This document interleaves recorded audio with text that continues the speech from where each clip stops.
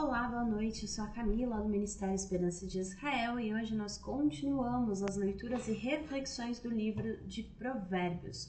Hoje a gente finaliza o capítulo 26, fazendo a leitura e as reflexões dos versos 25 a 28, considerando e ponderando e refletindo nessa noite sobre a inevitabilidade das consequências dos nossos atos, a inevitabilidade da justiça divina, né? Em repreensão, em consequência, e também paga, né? Em resultado ali de todos os nossos atos, as nossas escolhas, os nossos comportamentos. Então, para que não haja demora, apesar de ser curtinho o vídeo dessa noite, eu convido você a abrir a sua Bíblia no livro de Provérbios, capítulo 26, versos 25 a 28, que dizem exatamente assim. O verso 25 fala: Quando te suplicar com a sua voz, não te fies nele, porque 7 abominações há no seu coração.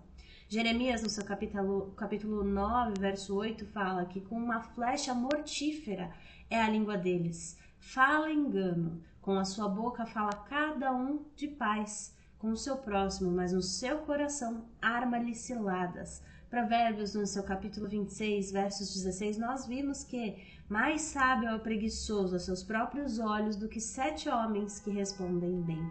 E a reflexão que a gente pode ter, né, e uma das que a gente pode levantar aqui nessa noite é que isso significa que, mesmo que não só alguém fale com a gente de uma maneira agradável e ela possa estar enganosamente mansa, nós não devemos atribuir confiança a esse jeito manso, agradável, né, cordial, não devemos confiar, porque o coração, a intenção por dentro pode estar cheio de más intenções e de muitos pecados, né?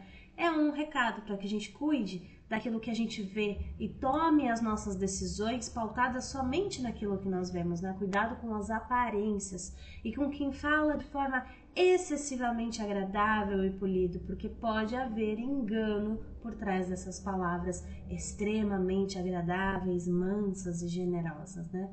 Verso 26 fala ainda que o seu ódio se encobre com engano, a sua malícia se descobrirá na congregação.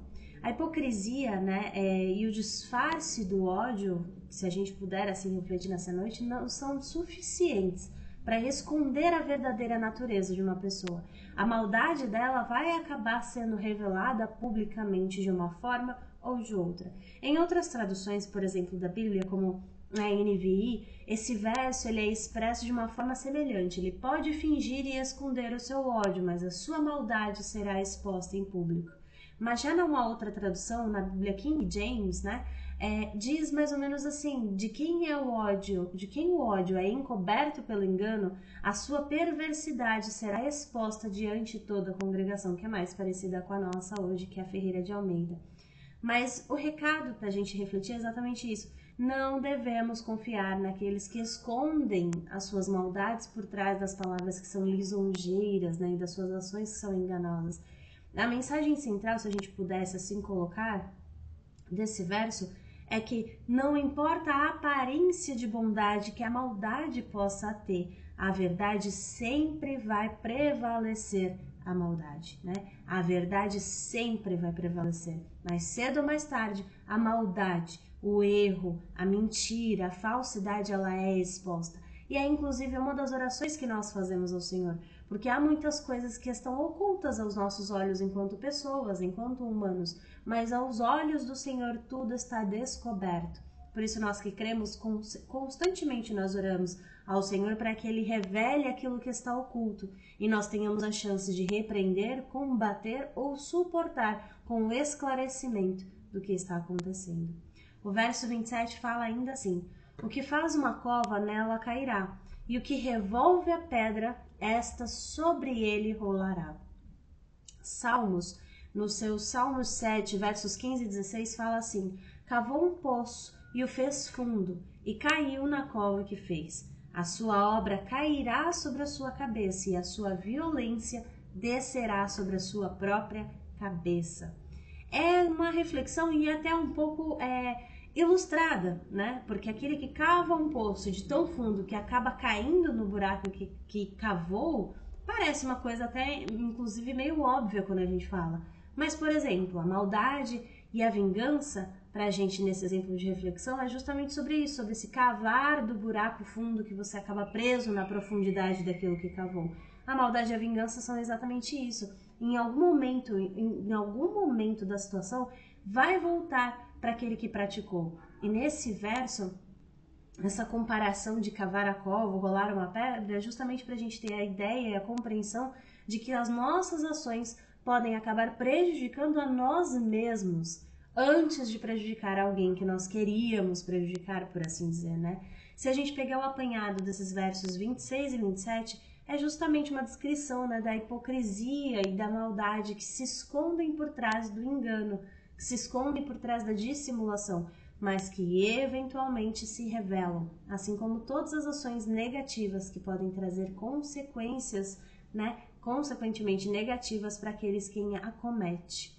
E o verso 28, que é o nosso último verso nessa noite, fala assim: a língua falsa aborrece a quem ela tem maravilhado, e a boca lisonjeira opera ruína.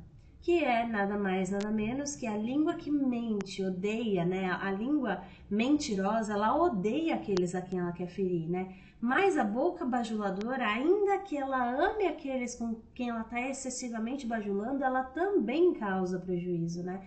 E esses são os perigos de esconder as más intenções com palavras enganosas, porque quem bajula não tem essa coisa de querer muito bem, mas na verdade não quer, né? Está ali dissimulando algo para que não fique tão aparente, que não tem um gostar verdadeiro, né? Não tem um apreciar verdadeiro.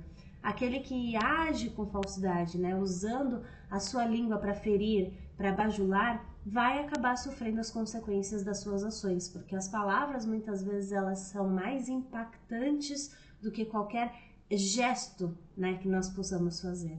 E a justiça divina em relação a tudo isso, ela é inevitável, porque o Senhor, ele não deixa absolutamente nada impune, principalmente aquele que crê e confia nele, deposita todos os dias a sua confiança nele, é ele quem vinga, é ele quem justifica, é ele quem guarda, é ele quem protege. Então, por isso não pode, e até pela configuração, pelo ser santo e justo e perfeito que é o Senhor, não tem como ele não praticar a justiça. Ainda que ele quisesse, ele não conseguiria, porque ele é perfeito.